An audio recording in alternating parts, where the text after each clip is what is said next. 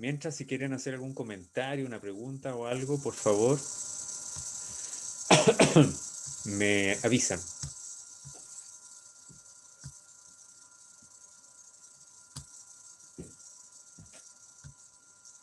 Ah,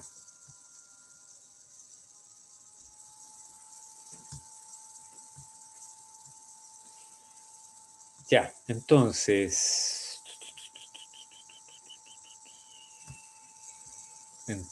teníamos ahí. ¿Será que dibuja esto ya? Sí.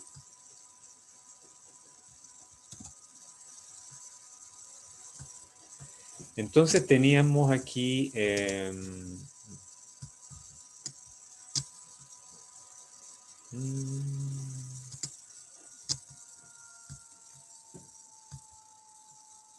teníamos según... Ay, ay, ay, ¿por qué no me permite dibujar? Ah, porque tengo que apretar acá.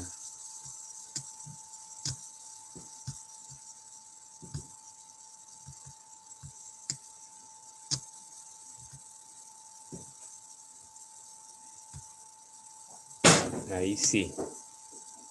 Eh.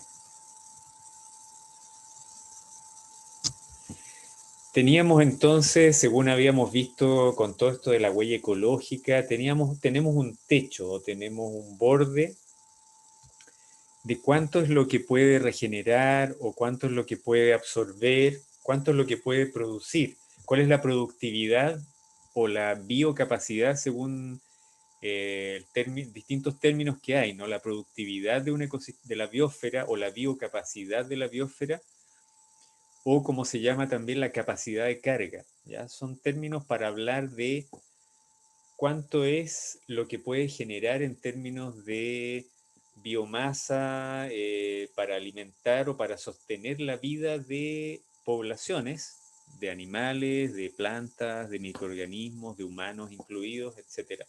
Un territorio o el planeta. Eso es una cierta cantidad cada año. Eso tiene variaciones, pero no son demasiado grandes, porque depende de la cantidad de radiación solar que cae en la Tierra cada año, que es la misma todos los años. Depende de cuánto es la cantidad de productores. Los productores, entiéndase como plantas, árboles, algas, que son en el fondo los únicos seres que pueden captar esa energía solar y transformarla en algo que sirva para alimentación de toda la cadena alimentaria, ¿no? La cantidad de plantas, de hecho, cuando tú deforestas y se va erosionando el suelo, en realidad la capacidad de captar energía solar de la Tierra va disminuyendo. Pero supongamos que se mantenga más o menos constante. Tenemos un techo, de eso es lo que habla esta chica, esta jovencita Kate, que la escuchamos la vez pasada. Entonces, claro, acá tenemos cierta cantidad de... No es muy obediente esto. Cierta cantidad de productividad, ¿ya? Y esa productividad se supone que es para compartirla, se supone que es para obtener alimento, vestido, medicina, materiales de construcción, para absorber desechos, pero eso solamente considerando las necesidades de una especie, ¿cierto? La humana, pero también tienen que alimentarse y vivir millones de otras especies. Entonces es una productividad compartida, ¿no? No es exclusiva. Ahora, el uso de los seres humanos de toda esta productividad hemos ido como usando cada vez más, dejando los márgenes al resto de la especie o empujándolas a la extinción por apropiarnos de la mayor porcentaje posible de esta productividad del ecosistema. Eso. Entonces, lo que... De nuevo, dibujo.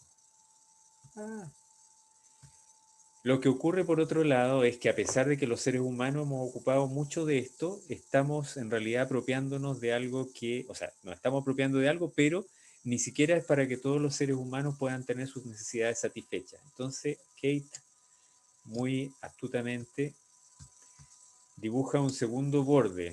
Uf, no sé, hay que ser mago para usar esta cuestión. No, tampoco. Ahí.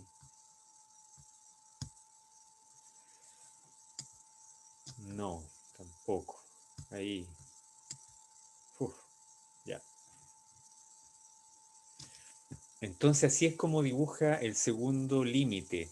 ¿Estoy siendo demasiado repetitivo diciendo algo que ustedes ya entendieron y lo tienen perfectamente claro? ¿O les es útil que yo les vuelva a dar una vuelta a esto para que lo vayamos comprendiendo mejor y pudiendo incorporarlo mejor?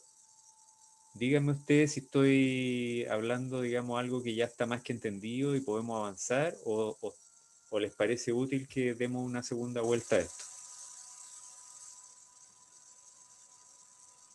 Sí, profe, es útil, porque Ya, así lo comprendemos mejor. ya, ok, bien. Si de repente sienten que estoy enseñándole 2 más 2 y ya lo saben de sobra, me avisan. Entonces, ¿por qué hay un segundo límite? ¿Qué es lo que hace que se dibuje la rosca? ¿Se acuerdan que ella dibujó ahí unos... Vamos a ver si me resulta, no, no manejo mucho esta herramienta, pero creo que sí. Alguien hace un tiempo atrás dibujó 9 ámbitos, límites planetarios, ¿ya? Que decía que había que monitorear, porque si se sobrepasaban más de, creo que 4 o 5 de esos límites, estábamos fritos. Creo que ya sobrepasamos 4. ¿Cuántos tengo aquí? 3, 6, 9. Ah, qué bueno. Entonces, algunos de esos límites lo hemos sobrepasado, ¿no es cierto? Supongamos concentraciones de CO2 en la atmósfera. Este era el techo, ¿cierto? Bueno, ya lo sobrepasamos hace rato. Así como otros, como me parece que el otro era cantidad de nitrógeno que producimos artificialmente, también ya lo pasamos. Y hay otros que están más por aquí o más por acá, pero que están todos incrementándose. En el fondo son límites es como el metabolismo, es como que a nosotros estuvieran midiéndonos la temperatura, el colesterol de la sangre, ¿qué otra cosa se mide? La presión arterial. Supongamos que nos miden 9 cosas. Y de esas 9 cosas, al principio están todas dentro de los rangos normales, ¿no es cierto? Cuando uno se hace exámenes aparece colesterol, rango normal entre tanto y tanto. Y cuando se te sube de eso, el médico te dice, "Mm, usted está comiendo demasiada cochinada, tiene que tomarse esto, tiene que tomar más agua, tiene que hacer ejercicio, etcétera". Entonces son índices que miden como dónde está ubicado un metabolismo aceptable y normal de la biosfera. Si algunos de esos índices sobrepasan, empieza a haber alteraciones notables y dañinas en el metabolismo, en el funcionamiento de la biosfera. Pero acá abajo, vamos a borrar un poquito algunas cosas que hicimos acá. Al mismo tiempo que existen estos límites por fuera, hay necesidades humanas que las enumera ahí, no me acuerdo cuántas son, pero algunas son, por ejemplo, necesidades de acceso a la salud, necesidades de acceso a la vivienda, a la educación, a la alimentación. Aparecen un montón de cosas ahí. Y entonces, si el centro es cero, este borde marca, a partir de ese borde hacia arriba, se marca el que las personas, todas las personas en el mundo puedan tener un nivel aceptable de ese bien necesario, que puede ser, como les digo, acceso a la energía, a los materiales, a la salud, a la educación, a la vivienda, etcétera, a la alimentación. Pero ella mostraba en su dibujo que había algunos de estos. Ah, flauta, estoy en borrador. Que algunos de estos. Ay, borré este. Este era el borde, ¿no es cierto? Que algunos de estos elementos estaban más acá. ¿Qué significaba eso? Si se sale del borde para adentro, significaba que no está suficientemente satisfecho ese aspecto para un gran porcentaje de la población humana. Entonces, por eso ella dice, tenemos que mantener todos los sistemas humanos de productivos, de economía, de consumo, de gobierno, etcétera, organizados de manera tal que las actividades humanas no sobrepasen ese techo de la tolerancia ecosistémica, pero a su vez que ninguno de que los seres humanos no sobrepasen hacia el centro ninguno de estos acceso a elementos para una vida con las necesidades básicas satisfechas. Por lo tanto, una economía sana es donde estamos solo dentro de la rosca, no nos excedemos hacia afuera, pero tampoco dejamos que la gente en algunas culturas, países, razas o lo que sea, o género, se nos caigan hacia adentro, es decir, que vivan en una situación de pobreza en alguno de los ámbitos que se grafican en ese círculo. ¿Ok? Bueno, entonces, fíjense que hablaba de un detalle, un término muy interesante que usaba Kate, que ahora se usa, lo he escuchado de otros autores, que es que tiene que ser una economía distributiva por diseño, decía ella. ¿Qué significa eso, por diseño? ¿La economía que tenemos ahora es distributiva? ¿Tiene algún mecanismo de distribución de riqueza? Pregunto, ¿quién responde? ¿Hay mecanismos de redistribución de riqueza en nuestra economía?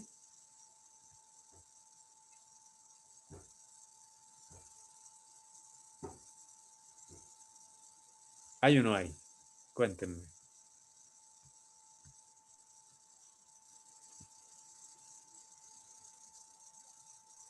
Yo creo que no hay Cisca, ya. de Sí, yo redistribución te de riqueza. contradigo. Sí hay sistemas No creo. redistributivos. Por ejemplo, los impuestos se supone que es un sistema redistributivo. Todo el sistema impositivo, digamos, que te pide que tú pagues una parte de lo que tú ganas a los fondos públicos y con eso se financian sistemas públicos de salud, de educación, de infraestructura, de gobierno, de etcétera. Porque, por ejemplo, las casas de menor valor no pagan contribuciones, las casas que valen mucho pagan contribuciones y esas contribuciones van a algún gasto. O sea, es un sistema redistributivo. ¿Se les ocurre algún otro sistema redistributivo que exista? Por buscar otro ejemplo nomás. Hay otros sistemas que también son distributivos, pero que se financian con esos mismos impuestos. Por ejemplo, los subsidios a la vivienda, los subsidios a los pequeños productores campesinos. O sea, hay una serie de subsidios que se supone que apoyan con dineros públicos actividades para personas que no tienen fácil acceso a algunas cosas. ¿Ya? Y, por ejemplo, cuando el gobierno da un bono, ¿no es cierto? El bono marzo, el bono Bachelet, el bono no sé qué, y se reparte plata. Es una redistribución, ¿cierto? El problema es que esos sistemas redistributivos en nuestra economía son parches que simplemente alivian una pequeña parte de la concentración de riqueza que tiene por diseño nuestra economía. O sea, esa es la diferencia. Nuestra economía de capitalismo global es una economía que está enfocada a la acumulación de riqueza por diseño, está diseñada para eso. Pero como eso genera tanto conflicto social, para que se pueda mantener una estabilidad, entonces se ponen unos parches remediales, que son estos sistemas de impuestos, de bonos, de subsidios, de apoyo a los pequeños no sé qué. En el fondo es como para devolver un poquito de lo que se les roba, una cosa así, disculpen los términos, pero en el fondo el sistema monetario y el sistema financiero es una manera legalizada de drenar recursos desde los que menos tienen hacia los que más tienen. ¿Ya? Y les explico esto. ¿Quiénes de ustedes, por ejemplo, pagan intereses a un banco? A ver, levante la manito quien piensa que no pagan intereses a ningún banco. Bueno, no veo las manitos, pero usen las manitos las manitos de mentira que hay ahí en el menú. Ya, o no saben o todos piensan que pagan intereses al banco. Bueno, el sistema de intereses bancario en el fondo es un sistema que hace que la sociedad completa esté pagando parte de esos intereses. ¿Por qué? Uno piensa que solamente cuando pide un préstamo al banco paga intereses, ¿cierto? Por ejemplo, yo no tengo ninguna deuda con ningún banco en este momento, por lo tanto yo no le pago intereses al banco. Pero ¿qué ocurre? Que cuando yo compro pan en la panadería de la esquina, es casi seguro que esa panadería tuvo que comprar maquinaria pidiéndole un préstamo al banco. Por lo tanto, tiene que estar devolviéndole esa inversión al banco en intereses. Y por lo tanto, al vendernos el kilo de marraqueta, una partecita de ese precio de la marraqueta va como ayuda para pagar esos intereses al banco. Cuando tú vas a comprar un plan telefónico o cuando tú vas a, qué sé yo, te subes a un colectivo, probablemente ese colectivero está pagando cuotas del auto y por lo tanto paga intereses y por lo tanto una parte de tu pasaje al colectivo va a pagar intereses al banco. En el fondo, todo lo que consumimos, o la mayoría, de alguna manera está haciendo pequeños aportes a los intereses del banco que le presta a todo el mundo para que pueda seguir invirtiendo y haciendo funcionar sus negocios. Pero esa plata que el banco presta, ¿de dónde viene? ¿De dónde saca la plata el banco para prestarla? De los mismos intereses. Claro, bueno, pero esos intereses van a engruesar los depósitos que hacen personas que tienen mucho dinero y que ponen su plata en el banco para que el banco les dé intereses. O sea, supongamos que ustedes son millonarios, tienen 2 millones de dólares y dicen, ¿qué hago con esto? No lo voy a meter en el colchón. Para que me dé algo, lo pongo en el banco. Y el banco, una vez al año, me paga mis intereses por tener mi plata ahí puesta. ¿Se entiende?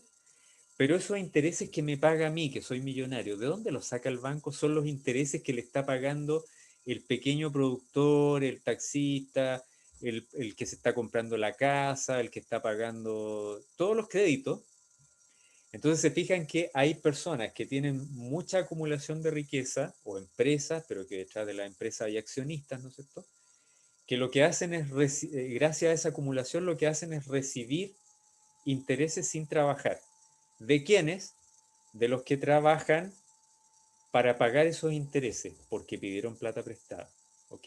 Entonces, en el fondo, el sistema económico tiene un diseño que está pensado para la acumulación.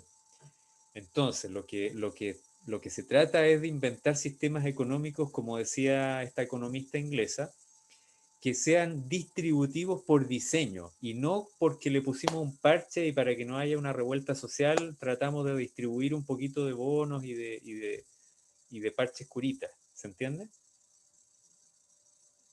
Es súper complejo, ni yo mismo, por supuesto, tampoco entiendo lo que hay a fondo en el sistema económico. Lo que sí tengo claro es que es un sistema pensado para la acumulación. Y por lo tanto, por eso es que los gobiernos de derecha y izquierda se parecen tanto hoy en día, porque ambos administran un sistema capitalista globalizado. La única diferencia es que generalmente los gobiernos más progresistas tienden a dar más beneficios sociales, pero los beneficios sociales en realidad son como pequeñas compensaciones para un sistema que está pensado para digamos, lo contrario a la distribución, ¿no? La concentración. Ok, entonces quizá piensan que estoy excediéndome en temas económicos y políticos, pero yo creo que es importante este tema porque lo mismo ocurre con el sistema de consumo, con el sistema productivo. Yo puedo agarrar, por ejemplo, el sistema industrial productivo, ¿no es cierto?, de producción en masa, que exige venta, venta, venta rápida, obsolescencia programada, publicidad, que en el fondo es este sistema lineal de extraer, transformar, producir, vender y votar, ¿no? Sistema lineal, que está cada vez acelerándose, y yo puedo tratar de hacerle algunos arreglos, ¿no es cierto? Hacer más eficiencia energética en las industrias, que los envases sean biodegradables para que todo lo que uno se lleve no contamine tanto, reciclar todos los residuos una vez que la gente vota todo lo que vota, votamos todo lo que votamos. Entonces lo que estamos haciendo es parecido a lo de la economía. En el fondo, un sistema que es derrochador por diseño, pero estamos tratando de ponerle algunos arreglitos para que no sea tan derrochador. ¿Me explico? Entonces, el reciclar, la eficiencia energética y todas esas cosas son como pequeños mejoramientos pero sin modificar la base del sistema. Entonces, lo que necesitamos es repensar una economía y un sistema productivo que sea, ¿cómo decir? Eficiente y responsable y autorregulado, pero por diseño, no porque le pusimos unos parches para tratar de frenar el desastre que deja. En el fondo, esta es la diferencia, porque, por ejemplo, si una de ustedes quiere hacer una vida más ecológica, que varios de ustedes seguramente lo están haciendo, y tratar de generar menos basura, de compostar los residuos orgánicos, de comprarse el cepillo de dientes de madera, qué sé yo, de hacerse una bolsa de tela, de andar en bicicleta, eso es súper bueno y síganlo haciendo, por favor. Pero tiene un límite, porque todas esas cosas que ustedes hacen van como a contrapelo de lo que el sistema te impulsa a hacer y de lo que te motiva, de lo que está pensado para que tú hagas, que es consumir más, más fácil, más barato, más rápido, votar más rápido, etc. Entonces, llegas a un límite porque para seguir más allá ya tienes que empezar a marginarte de la vida social, porque ¿cómo lo haces si todo el mundo hace lo mismo y tú llegas a un punto en que no puedes dejar de hacer ciertas cosas? Entonces ahí es cuando ya el rediseño, la reinvención ya no puede ser solo un asunto personal. Por eso que la sustentabilidad no es un asunto individual. En este nivel inicial lo es, pero tiene que ser en algún momento un asunto de cambio colectivo, de cambio del sistema completo, de los valores, de los sistemas productivos, de la economía.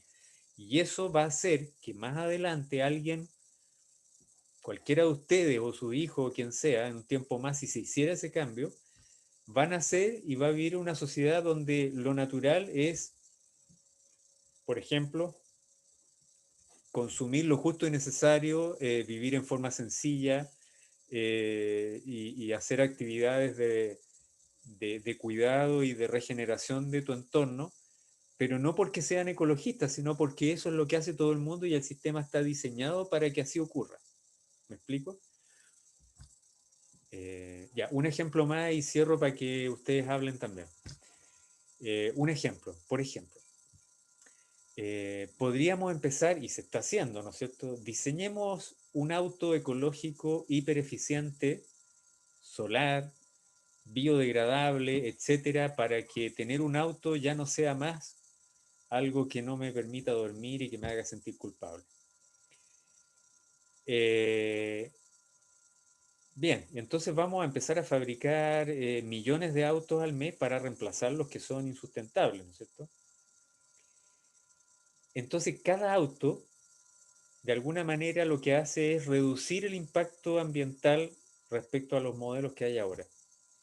Pero entonces lo que ocurre es algo paradójico, que en vez de reducirse el consumo de energía y de materiales, ¿ya? Lo que se hace es que se aumenta a nivel de la totalidad. Esto lo descubrió un ingeniero en la época de la Revolución Industrial, no me acuerdo en qué año, a fines del siglo XIX, que se llamaba Jevons, y se llama la paradoja de Jevons, J-E, me parece que se escribe así. Si alguien lo quiere investigar, Jevons, paradoja de Jevons, creo que se escribe así. ¿Por qué pasa esto? Es muy raro, ¿no es cierto? De hecho, los autos que ahora usamos, aunque sean de benzina, son mucho más eficientes que los de hace 50 años. Pero empiezan a ser más baratos, por lo tanto, mucha más gente tiene acceso a eso, y toda la infraestructura urbana está pensada para usarla arriba de un auto. Por lo tanto, empieza a masificarse de tal manera que el efecto total del sistema genera más impacto ambiental, aunque cada auto sea más eficaz o menos dañino. Sin contar la congestión, el ruido, el estrés, los atropellos, etcétera, en la ciudad. Entonces, ¿cómo más que mejorar la eficiencia de los productos automóviles?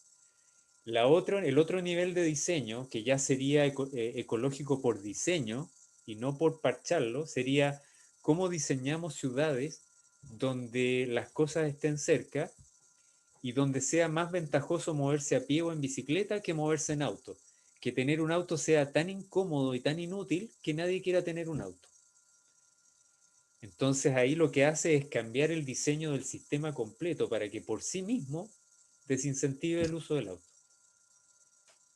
Entonces ya voy más a la raíz del problema que a parchar el síntoma, ¿no? Que el auto mete mucha boche, que genera CO2, etc. Opiniones, por favor. Voy a parar, o sea, voy a pausar aquí.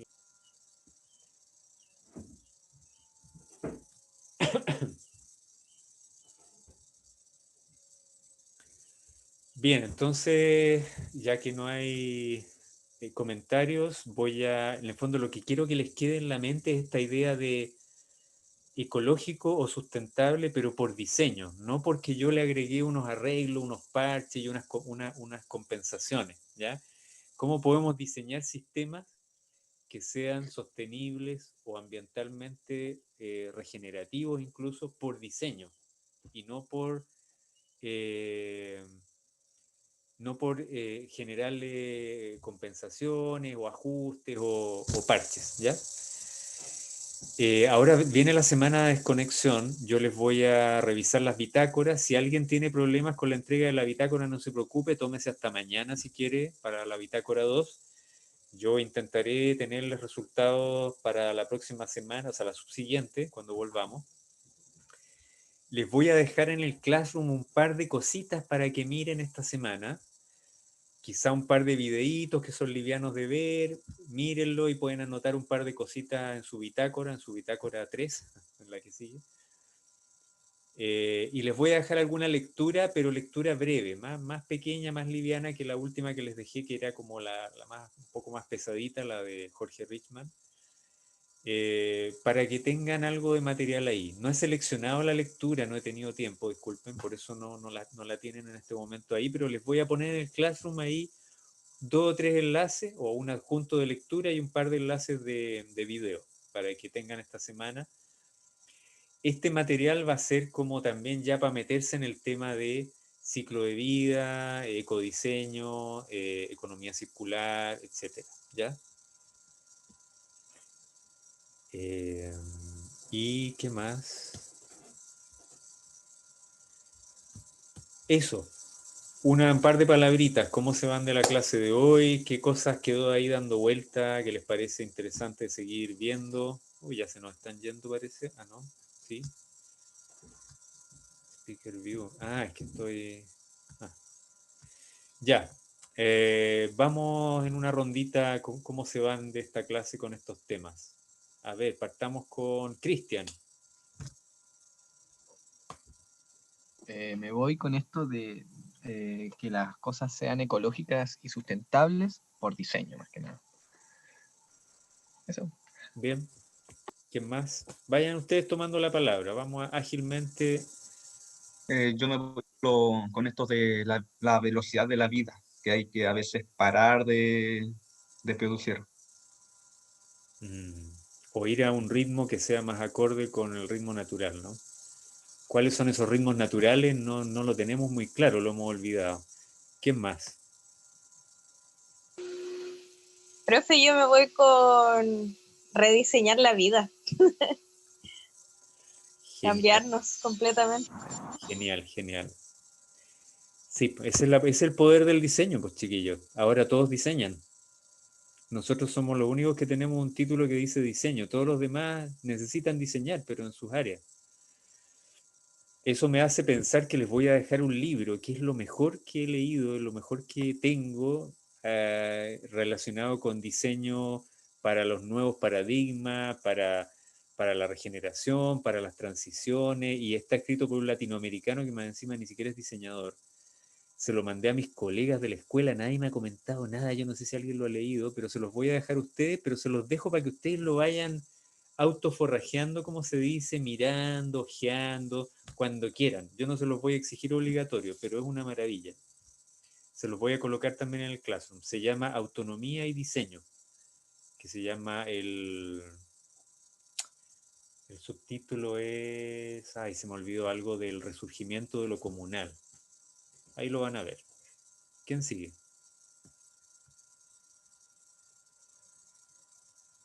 Voy a cortar la grabación para que no me quede tan larga.